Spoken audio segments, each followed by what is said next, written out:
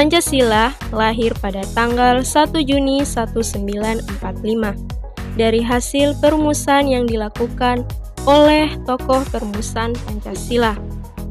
Pancasila hadir di tengah kita semua sebagai pemersatu pandangan hidup masyarakat Indonesia yang bertujuan untuk menjaga dinamika di dalam masyarakat.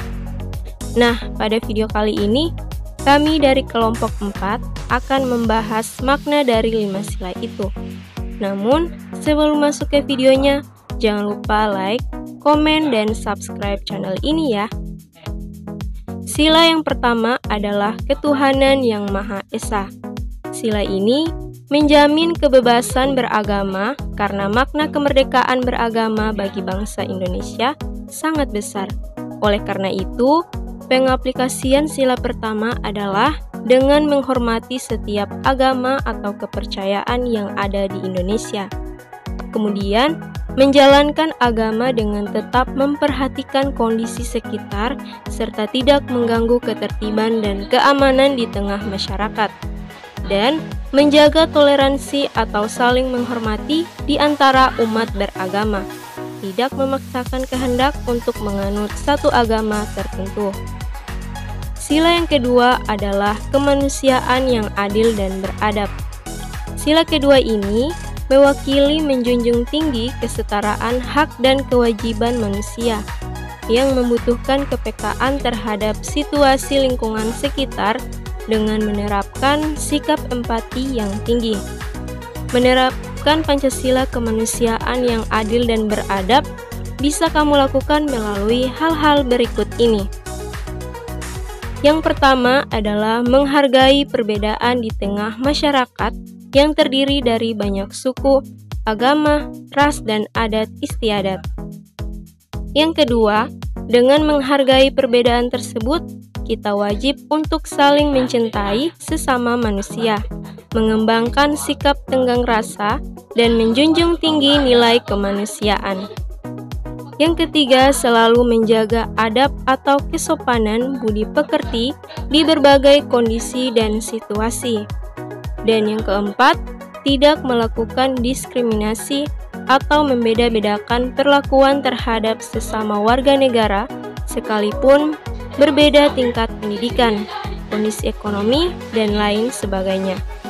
Yang kelima, berani untuk menyampaikan kebenaran dan menegur orang lain jika melakukan perilaku yang tidak sesuai dengan adab dan etika kemanusiaan.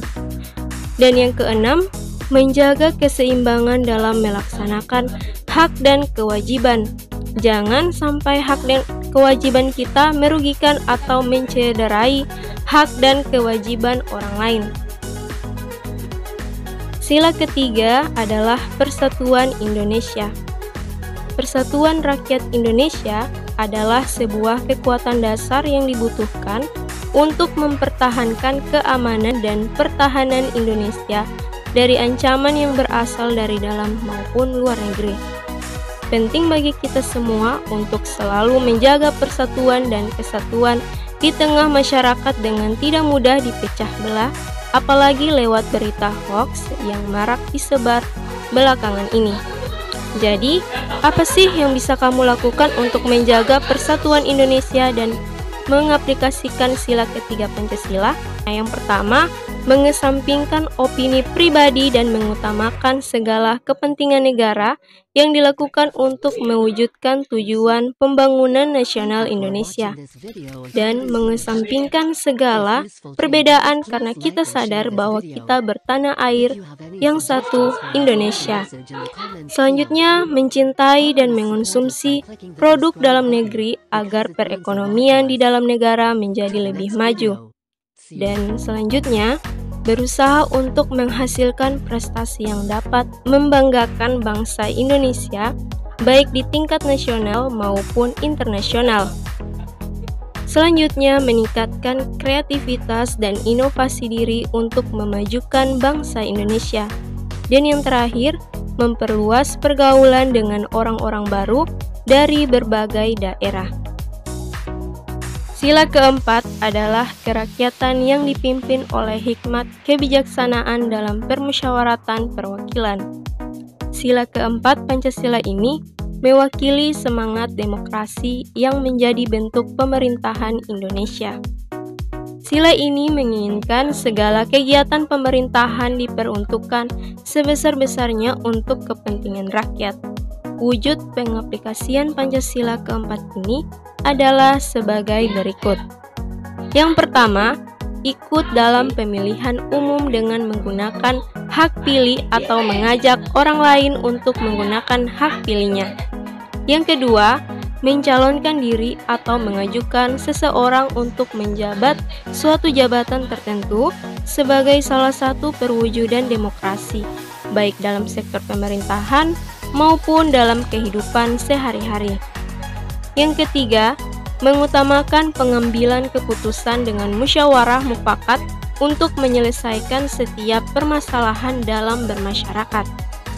Yang ketiga, menghormati hasil musyawarah sekalipun bertentangan dengan pendapat kita.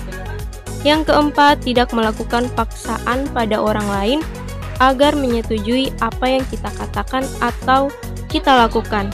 Begitu juga sebaliknya, tidak ada yang bisa dan boleh memaksakan kehendaknya kepada kita. Dan yang terakhir, mengawasi dan memberikan saran serta pendapat terhadap penyelenggaraan kedaulatan rakyat yang dilakukan oleh pemerintah.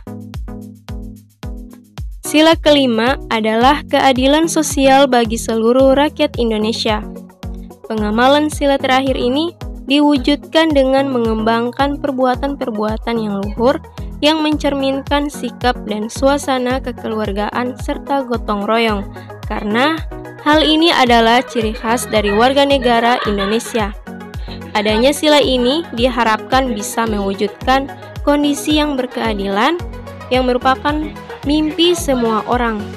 Apa saja yang bisa kamu lakukan untuk menerapkan sila kelima? Yang pertama, berusaha sebaik mungkin untuk membantu orang-orang yang sedang dilanda kesulitan.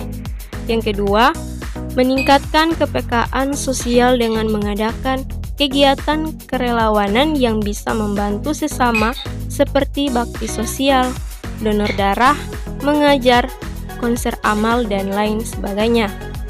Selanjutnya, bersikap adil dalam aktivitas apapun yang kita lakukan dan dengan siapapun yang kita berhubungan. Selanjutnya, tidak mengganggu orang lain dan menegur siapapun yang mengganggu ketertiban dan keamanan di tengah masyarakat.